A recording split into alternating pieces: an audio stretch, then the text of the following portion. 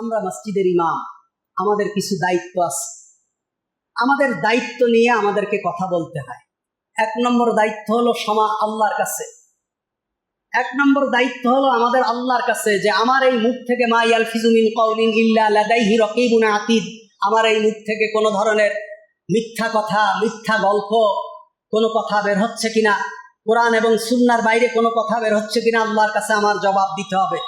2 নম্বর দায়িত্ব হলো আপনাদের কাছে, আপনারা আমার বক্তব্য শুনে যদি বিভ্রান্ত হন কিংবা ভুলের উপরে টিকে থাকেন, ভুল আমল করেন, আপনি আপনার প্রজন্ম কিয়ামত পর্যন্ত যত লোক ভুলের উপরে আমল করবেন সমস্ত গুনাহ আল্লাহ তাআলা আমার আমল নামায় দিয়ে দেবেন। এজন্য আমাদেরকে পুত এবং পবিত্র রাখা, আমাদেরকে ভালো রাখা, আমাদের মতন মসজিদের ইমাম এবং খতিব যারা আছে এদেরকে ভালো রাখার দায়িত্ব আপনাদের। আপনারা যারা সুদ খান, আপনারা যারা নামাজ পড়েন না, আপনারা যারা হারাম উপার্জনের সাথে সম্পৃক্ত আছেন, তাদের কাছে আমার উদাত্ত আহ্বান, আল্লাহকে সাক্ষী রেখে বলছি, আপনারা মসজিদের ইমাম, মুয়াজ্জিন এবং খতিবকে কখনো দাওয়াত দিবেন না।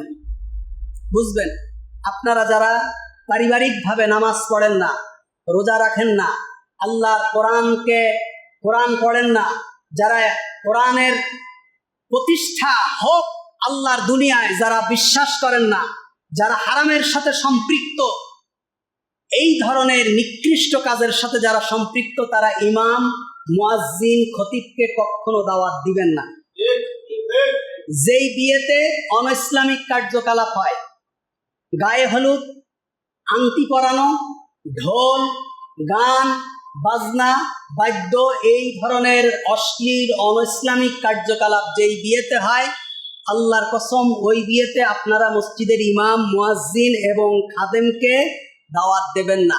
কারণ কি, আপনাদের মনে রাখতে হবে, আপনারা নামাজ পড়েন যেই ইমামের পিছনে, সেই ইমামকে সব থেকে ভালো রাখার দায়িত্ব আপনাদের। সেই ইমামের রিজিককে ভালো রাখার দায়িত্ব আপনাদের। সেই ইমামের আমলকে ভালো রাখার দায়িত্ব আপনাদের। সেই ইমাম সুন্নাহর উপরে টিকে আছে কিনা এটা দেখার দায়িত্ব আপনাদের। এজন্য এই ইমামকে আপনারা দাওয়াত দেবেন না। দুঃখের বিষয় হলে অনেক ক্ষেত্রে এই ধরনের মজলিসে ইমামদেরকে দাওয়াত দিলে ইমামদের যাওয়া লাগে, কারণ ইমামরা যেতে বাধ্য, বেনামাজির বাড়ি খেতে বাধ্য। অনেক ক্ষেত্রেই তাদের চাকরিকে টিকায় রাখার জন্য এবং তারা এই ধরনের কাজ করতে বাধ্য হয়। কারণ যদি দাওয়াত দেয় মসজিদের কোনো কমিটির লোক, আমি সব মসজিদকে কেন্দ্র করে বলছি, আলহামদুলিল্লাহ আমাদের এখানে তেমন কোনো ঝামেলা নেই, সকল মসজিদকে কেন্দ্র করে বলছি, ইমামরা বাধ্য হয় তাদের বাড়ি খাওয়ার জন্য।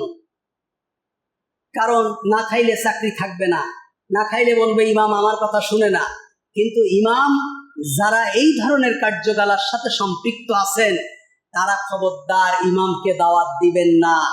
ইমামকে দাওয়াত দিয়ে তার আমলকে নষ্ট করবেন না। মনে রাখবেন, তারা আপনাদের ইমাম, তাদের পিছনে আপনারা ইক্তেদা করেন, তাদের পিছনে আপনারা নামাজ পড়েন। আল্লাহ সুবহানাহু ওয়া তাআলা এই দিনের সকল সহি কথাগুলো আমাদেরকে বুঝে আমল করা তৌফিক দান করুক। আমিন।